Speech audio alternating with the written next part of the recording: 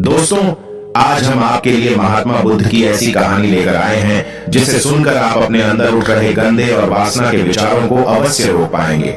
उससे पहले अगर आप भी भगवान बुद्ध को दिल से मानते हैं और उनके सच्चे भक्त हैं तो कहानी को पूरा सुने और चैनल को सब्सक्राइब करके कमेंट बॉक्स में नमो बुद्धाय अवश्य लिखें। एक बार एक युवक गौतम बुद्ध के पास आया और गौतम बुद्ध से बोला कि हे बुद्ध, मेरे मन में इतने गंदे विचार क्यों आते हैं? मैं नहीं चाहता कि मेरे मन में गंदे विचार आए, पर मेरे मन में हमेशा काम वासना के विचार चलते रहते हैं और मैं इनके बारे में सोच सोच कर बहुत परेशान हूँ। मेरी ऊर्जा और समय यह सब सोचने में ही नष्ट हो जाता है और इन सब के विचारों की वजह से मैं कभी भी शांत नहीं रह पाता और मैं हमेशा ही स्त्रियों को देखकर मोहित हो जाता हूँ, अपने आप को रोक ही नहीं पाता। बुद्ध मुस्कुराए और उन्होंने उस युवक से पूछा, क्या तुम्हें पता है यह काम वासना होती क्या है? फिर उसने उत्तर दिया और कहा, बुद्ध, मैं यह तो नहीं जानता कि काम वासना होती क्या है, पर हाँ, ये जो भी है बहुत बुरी चीज है।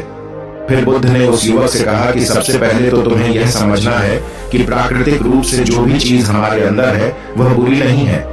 हमारे जीवन में उसकी कुछ ना कुछ जरूरत है। वासना कोई बुरी बात नहीं है। ये तो हमारे मन की एक भावना है जो हमें किसी न किसी चीज की कमी का एहसास करवाती है और फिर हम उस चीज को पाने के लिए उस चीज की तरफ आकर्षित हो जाते हैं। जैसे अगर तुम्हारे पास धन की कमी है तो तुम में धन पाने की वासना उत्पन्न हो जाएगी। तो वासना कुछ और नहीं, बस एक प्रकार की कमी है जो कि एक प्रकार की जरूरत का एहसास है, और जब यह जरूरत शारीरिक हो तो हम इसे काम वासना का नाम देते हैं। युवक ने गौतम बुद्ध को कहा कि बुद्ध, मुझे काम वासना का मतलब तो समझ में आ गया, पर आप मुझे यह बताइए कि यहाँ आती कहाँ से है और कैसे आती है? गौतम बुद्ध ने कहा कि काम वासना कहीं से आती नहीं है, ये तो हमारे अंदर ही होती है और इसका होना तो जरूरी भी है, तभी तो मानव जाति का विस्तार होगा। युवक ने कहा, जब यह हमारे अंदर ही है और जरूरी भी है तो फिर लोग इसे गलत क्यों बोलते हैं? बुद्ध ने कहा कि यही तो समस्या है। लोगों ने काम वासना को गलत तरीके से सोच लिया है, इसे छुपाने की, दबाने की कोशिश करते हैं। काम वासना गलत नहीं है, बल्कि काम वासना का गलत तरीके से प्रयोग करना गलत बात है। लोग जिससे प्रेम करते हैं बस उसी के लिए जीने लग जाते हैं, उसे पाना ही अपना मार्ग बना लेते हैं और उसी के बारे में हमेशा सोचते रहते हैं, पर यह सब गलत है। बुद्ध ने युवक से कहा, क्या तुम्हें पता है जानवरों में भी काम वासना होती है? युवक ने उत्तर दिया, हाँ, बुद्ध, जानवरों में भी काम वासना होती है, क्योंकि जानवर भी तो आखिर अपने वंश को आगे ले जाएंगे। बुद्ध ने कहा, तो फिर हम जानवरों के काम वासना को गलत क्यों नहीं कहते? युवक ने कहा, मुझे नहीं पता महात्मा, आप ही मुझे बताइए। गौतम बुद्ध ने कहा कि जानवर अपनी काम वासना का प्रयोग आनंद प्राप्ति के लिए नहीं करते, वह तो सिर्फ संतान उत्पत्ति करने के लिए काम वासना का उपयोग करते हैं। जानवरों को प्रकृति ने इतनी समझ नहीं दी कि वह काम वासना को अपने सुख का आधार बना सके। मनुष्य अपनी समझ के बलबूते पर प्रकृति में पाई जाने वाली प्रत्येक वस्तु को अपने सुख के लिए प्रयोग करता है। हम इंसानों ने ही काम वासना को अपने सुख का साधन बना लिया है, जबकि प्रकृति ने तो हमें अपने वंश को आगे अग्रसर करने के लिए दिया था, लेकिन इंसानों ने इसे अपने जीवन का परम लक्ष्य बना रखा है और इस तरह से काम वासना का आ जाना गलत है। युवक ने पूछा, महात्मा जी, ये काम वासना हम पर हावी क्यों होती है? क्यों ये हमेशा क्यों आ जाती है? तब गौतम बुद्ध ने कहा कि सुनो, अब जो मैं तुम्हें बताऊंगा उसे तुम ध्यान पूर्वक सुनना। काम वासना का सारा खेल तुम्हें समझ आ जाएगा, तुम्हें तुम्हारे सारे सवालों का जवाब मिल जाएगा, बस तुम्हें ध्यान से सुनकर समझना है। एक बार की बात है, एक आश्रम में गुरु और उनके शिष्य रहा करते थे, जो रोजाना आश्रम के बाहर स्थित गांव में भिक्षा लेने के लिए जाते थे। उस आश्रम का एक शिष्य जिस गांव में भिक्षा लेने जाता था, उस रास्ते में एक नदी मिलती थी। एक दिन उसने देखा कि एक युवक वृक्ष के पीछे छिपा है। वह उस युवक के पास गया और उससे जाकर बोला, भाई, तुम इस वृक्ष के पीछे छिपकर क्या देख रहे हो? युवक ने कहा, अरे तुझे नहीं दिख रहा क्या कि मैं क्या देख रहा हूं? तब शिष्य ने नदी की तरफ देखा तो वहां पर कुछ युवतियां पानी भर रही थी। तब उसने उस युवक से कहा, अरे भाई, वहां पर तो युवतियां पानी भर रही हैं, इसमें छिपकर देखने वाली क्या बात है? तब वो युवक शिष्य की तरफ देखकर उससे कहता है, अरे पागल, तुम्हें दिखाई नहीं दे रहा क्या कि कैसे यह परियां नदी से पानी निकाल रही है? जरा उनकी अदाओं को तो देखो, उनके कोमल शरीर को देखो, उनकी पतली कमर मटके को उठाते समय बाल खाती है और उनके बाल उनकी कमर पर कैसे लहरा रहे हैं, मानो सुंदरता बिखर रही हो। शिष्य ने फिर नदी की तरफ देखा और इस बार वह इसे देखता ही चला गया। अभी तक तो कुछ भी नजर नहीं आ रहा था और वह बिल्कुल निर्भय था। उसे किसी भी बात का कोई डर नहीं था। लेकिन अब वो छिपने लगा और उन युवतियों को देखने लगा। और जब वो छिपकर उन युवतियों को देख रहा था, तभी वह अचानक अंदर से कांप गया और उसने कहा कि यह मैं क्या कर रहा हूँ? मैं जो कर रहा हूँ वह सही नहीं है। मुझे यहाँ से चले जाना चाहिए। और फिर वह जल्दी से वहां से चला गया। वो आश्रम पहुंच जाता है। आश्रम जाकर वो अपने कार्यों में लग गया। लेकिन जो अभी वह देखकर आया था, वही उसकी आंखों के सामने बार बार आ रहा था। उसके मन में वही दृश्य चल रहा था। उसका मन वही सब कुछ देखने के लिए उतावला हो रहा था। उसका किसी भी काम में मन नहीं लग रहा था। सुबह होते ही वह जल्दी ही भिक्षा के लिए आश्रम से निकल जाता और उस नदी के पास वाले वृक्ष के पास जाता, जहां पर वह युवक पहले से मौजूद रहता था। उसके साथ मिलकर युवतियों को छुप छुप कर देखता था। अब वह रोज ऐसा करने लग गया। यह उसके रोज का काम हो गया। अब उस शिष्य का मन किसी भी काम में नहीं लगता था। वो हमेशा ही किसी न किसी प्रकार के विचार में उलझा रहता। वो आश्रम के कार्यों को भी ठीक तरीके से नहीं कर रहा था। न वो ठीक से सो पाता था, न वो ठीक से खाना खा पाता था। उसका मन बेचैन सा रहता था। उसका मन बार बार उन युवतियों के सौंदर्य को देखने के लिए लालायित होता रहता था। जब गुरु दीक्षा देते, तब भी उसका मन कहीं और विचारों में खोया रहता था। गुरु ने अपने शिष्य की इन हरकतों को भांप लिया था। तब एक दिन गुरु ने शिष्य को अपने पास बुलाया और कहा कि आज से मैं भी तुम्हारे साथ भिक्षा मांगने चलूंगा। तुम और मैं साथ साथ भिक्षा मांगने चलेंगे। तभी शिष्य गुरु को मना करते हुए बोला, नहीं गुरुदेव, आप परेशान क्यों हो रहे हो?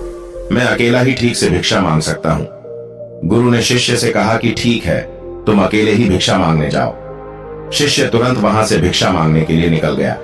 उसके जाने के बाद गुरु भी आश्रम से निकल गए और शिष्य का पीछा करने लगे कि वो कहाँ जाता है, किससे मिलता है। ये सब देखने के लिए उसके पीछे पीछे चलने लगे।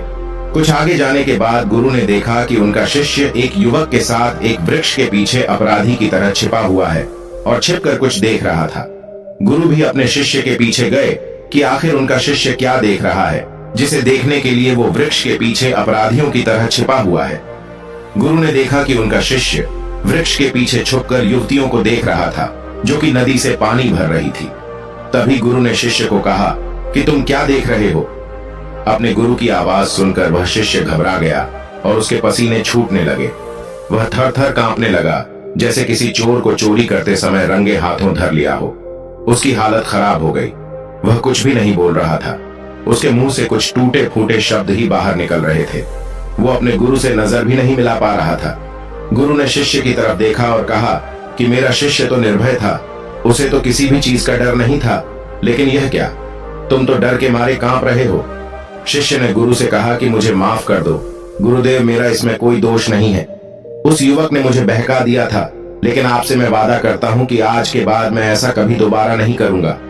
मुझे माफ कर दो। गुरु ने शिष्य से कहा कि कोई बात नहीं, पर इस बात का तुम ध्यान रखना कि हम जैसी संगति करते हैं, वैसा ही फल हमें प्राप्त होता है। उसके विचार हमारे अंदर प्रवेश करते हैं, इसीलिए अच्छी संगति करो, जिससे तुम्हारे अंदर अच्छे विचारों का प्रवेश हो। फिर गुरु और शिष्य आश्रम लौट आए और फिर से आश्रम के कार्यों पर ध्यान देने लगे। उसने उस रास्ते को त्याग दिया और दूसरे रास्ते से जाने लगा। वो अपने काम को ध्यान से करता, लेकिन धीरे धीरे उसके अंदर क्रोध उत्पन्न हो गया और फिर वो दूसरों पर क्रोध करने लगा और बेचैन रहने लग गया। अब वो सही समय पर भोजन भी नहीं करता था। वह भोजन भी बहुत कम खाता था। एक रात गुरु शिष्य के पास आए और उसे बोले कि अब तक तुम कितनी बार अपने वादे से मुकर चुके हो। यह सुनकर शिष्य अपने गुरु के चरणों में गिर गया और रोने लगा। रोते रोते ही उसने गुरु से कहा कि गुरुदेव, मैं कई बार अपना वादा भूला हूँ, फिर वादा कर लेता हूँ, लेकिन हर बार मैं वादा भुला देता हूँ। मेरा मन मेरे नियंत्रण में है ही नहीं। मैं बहुत कोशिश करता हूँ कि मैं अपने मन से सारे बुरे विचारों को निकाल डालूं, लेकिन मैं चाहकर भी ऐसा नहीं कर पा रहा हूँ। फिर गुरु ने शिष्य को कहा कि चलो मेरे साथ। गुरु शिष्य को आश्रम के बगीचे में लेकर गए और शिष्य से कहा कि देखो, यहाँ पर कुछ नाली बनी हुई है, जिससे नदी का पानी इन पौधों तक आ रहा है और यह पानी एक निरंतर भाव से बह रहा है। क्या तुम इस पानी के बहाव को रोक सकते हो? शिष्य ने कहा कि हाँ गुरुदेव, मैं इस बहाव को रोक सकता हूं। फिर शिष्य ने मिट्टी उठाकर उस नाली में डाल दी। वो पानी कुछ देर के लिए रुक गया और फिर कुछ समय बाद मिट्टी के ऊपर से पानी बह गया। गुरु ने शिष्य से कहा, अरे यह क्या, यह तो पानी रुका ही नहीं, फिर शिष्य ने कुछ मट्टी पत्थर उठाकर उस नाली में डाल दिए और फिर कुछ समय के लिए पानी रुक गया, लेकिन फिर उस पत्थर के ऊपर से पानी निकल आया। फिर गुरु ने कहा कि यह क्या हुआ? पानी तो फिर से बह गया। तुम तो बोल रहे थे कि तुम इसे रोक दोगे। क्या हम किसी काम को रोकना चाहे तो क्या हम उसे रोक नहीं सकते? तब शिष्य ने कहा, कोई बात नहीं गुरुदेव, मैं इस पानी को तो आपको रोक के दिखाऊंगा। वह फिर से एक भारी सा पत्थर लेकर आया और उसे नाली पर डाल दिया और पानी रुक गया। तब गुरु से कहा कि देखा गुरुदेव, मैंने कहा था ना कि पानी को मैं रोक दूंगा। मैंने पानी को रोक दिखाया, आपकी बात मैंने पूरी कर दी। गुरु मुस्कुराए और बोले, अच्छा जरा ध्यान से देखो पा, ये रुक गया क्या? वो तो पीछे की नाली से बाहर आ गया और अगल बगल से बह रहा है। और ध्यान से देखो, इस पत्थर के आगे भी आ गया और यह पानी अपना रास्ता बदलकर फिर से आगे की तरफ बह जाएगा। और फिर कुछ देर बाद ऐसा ही हुआ। फिर गुरु ने शिष्य को समझाया कि तुम्हारे साथ भी तो ऐसा ही चल रहा है। तुम बार बार प्रयास कर रहे हो, पर हर बार तुम्हारा प्रयास टूट रहा है और यह हमेशा टूटता ही रहेगा। तुम कितना भी मिट्टी पत्थर रख लो, लेकिन पानी तो अपना रास्ता बना ही लेगा। यह सब देखकर शिष्य ने गुरु से कहा कि हे गुरुदेव, क्या कोई तरीका नहीं है जिससे मैं गंदे विचारों से बाहर निकल सकूं और यह मेरे मन में आए ही नहीं? गुरु शिष्य को एक नदी के पास ले गए जहां से उस बगीचे में पानी आ रहा था। गुरु ने शिष्य से कहा, वो पानी इसी नदी से जा रहा है। अगर हम यहीं से उस रास्ते को बंद कर दें जहां से पानी बगीचे में जा रहा है, अब क्या हम पानी को रोक नहीं सकते? शिष्य ने कहा कि हाँ गुरुदेव, अवश्य ऐसा हो सकता है। मैं इस पानी को यहीं से बंद कर देता हूं, तब आगे की नाली में पानी जाएगा ही नहीं और फिर बगीचे में पानी जाएगा ही नहीं। फिर शिष्य ने नदी से जाने वाले रास्ते को बहुत मेहनत करके पत्थर और मिट्टी डाल डालकर बंद कर दिया और गुरु से कहा कि गुरुदेव, मैंने पानी को बंद कर दिया है, अब यह पानी बगीचे में जाएगा ही नहीं। तब गुरु ने कहा कि अगर पानी बगीचे में नहीं जाएगा तो पौधों को पानी कहां से मिलेगा? उन पौधों को तो पानी की आवश्यकता है और उन पौधों में कुछ पौधे तो ऐसे हैं जिनको रोज पानी की आवश्यकता है। वह तो मुरझाकर मर ही जाएंगे, उनका क्या होगा? पानी तो हमें खोलना ही होगा। शिष्य ने गुरु की बात सुनकर वापस नदी से जाने वाले पानी का रास्ता खोल दिया। तब गुरु ने शिष्य से पूछा कि अगर हम इस नदी के पूरे पानी को बगीचे की तरफ कर दे तो क्या होगा? तब शिष्य ने जवाब दिया कि गुरुदेव, वहां पर जितने भी पौधे हैं वो गलकर नष्ट हो जाएंगे, वहां पर कुछ नहीं बचेगा। फिर गुरु मुस्कुराए और बोले, तुम इस बात को समझो कि हमें किसी भी चीज को रोकना नहीं है, बस हमें हमेशा संतुलन बनाए रखना है। कम पानी से भी पौधे नष्ट होते हैं और ज्यादा पानी से भी पौधे नष्ट होते हैं। हमारा जीवन संतुलन से ही चलता है। गुरु ने शिष्य से कहा कि अगर मैं तुम्हें कहूं कि तुम आम के बारे में मत सोचो तो तुम्हारे मन में सबसे पहले किसका चित्र आएगा? शिष्य ने कहा कि गुरुदेव, मेरे मन में तो पहला चित्र आम का ही आएगा। गुरु ने कहा कि जब हम गंदे विचारों को जबरदस्ती रोकने का प्रयास करते हैं तो वह और मजबूती के साथ हमारे अंदर प्रवेश करते हैं, हमारे अंदर उठते हैं। इसीलिए हमें उन्हें कभी भी दबाने की कोशिश नहीं करनी चाहिए। फिर गुरु ने शिष्य को समझाते हुए कहा कि हमारे गंदे विचार बुरे लोगों की संगति करने की वजह से भी आते हैं। कई बार क्या होता है कि कामुकता हमारे अंदर होती नहीं है, लेकिन कुछ अश्लील लोगों के साथ रहने की वजह से ये हमारे अंदर हावी हो जाती है। फिर शिष्य ने कहा कि गुरुदेव, आप सही कह रहे हैं, मैं अपने मार्ग से भटक गया था। फिर वह शिष्य उस रात बहुत ही चैन की नींद सोया। सुबह अपने कार्यों को पूरे मन से किया और फिर सुबह वो भिक्षा लेने के लिए उसी रास्ते से गया जहां वह युवक आज भी वृक्ष के पीछे छुपकर उन युवतियों को देख रहा था। वह शिष्य नदी पर गया जहां वह युवतियां पानी भर रही थीं। उसने उनसे पानी मांगा। उनमें से एक ने उसे पानी पिलाया और उस सन्यासी शिष्य के चरण छुए। शिष्य ने उसे आशीर्वाद दिया कि तुम्हारा कल्याण हो। उसका मन सकारात्मक ऊर्जा से भर गया। उसके चेहरे पर मुस्कान आ गई थी, जैसे कि उसे कुछ खोया हुआ वापस मिल गया हो।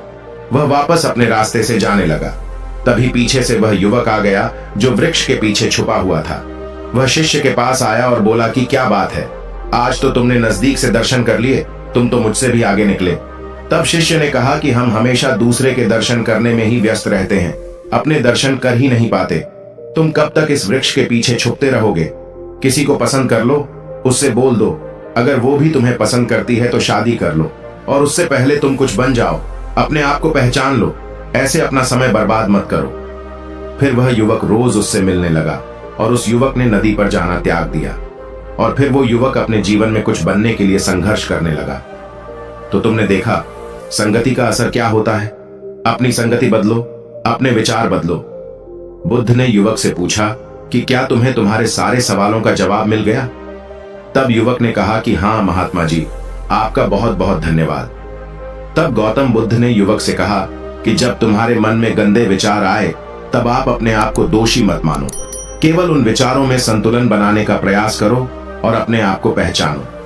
धन्यवाद।